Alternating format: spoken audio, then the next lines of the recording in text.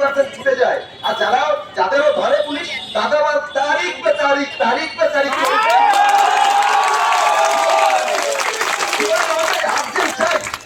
বিচার চাই। এখন মাননীয় বলছে যে কি না সিবিআই জবাব দাও। আরে বাবা, তুমি তো 5 দিন ধরে সব প্রমাণ লোপাট করে দিয়েছো।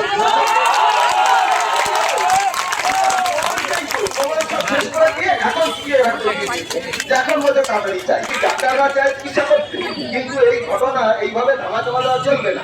এর জন্য আমরা রাস্তায় আনতে চাই। ফসলের ঘটনা অনেক হবে, কিন্তু এরকম নারকীয় অত্যাচার কখনো দেখা যায়।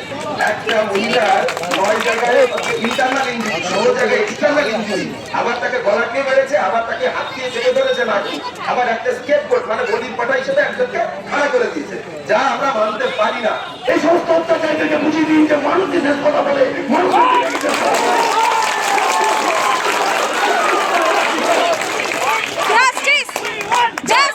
আমাদের একটাই দাবি যে সিবিআই সুপ্রিম কোর্ট কাছে একটাই যাচিকা যে প্রপার ভাবে এই পলিটিক্যাল ভাবে ইনভেস্টিগেশন হোক, আর যে দোষী আছে সে প্রপার শাস্তি পাক। এটাই আমাদের আন্দোলনের দাবি, আর একটাই যাচিকা আমাদের।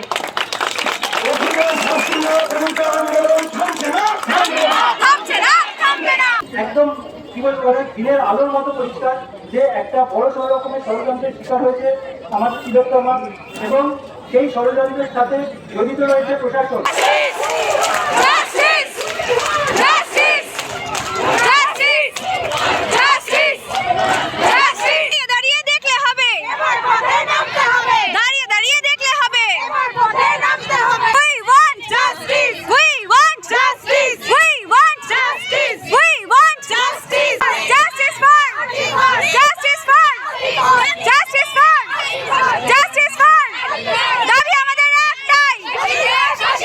দাবি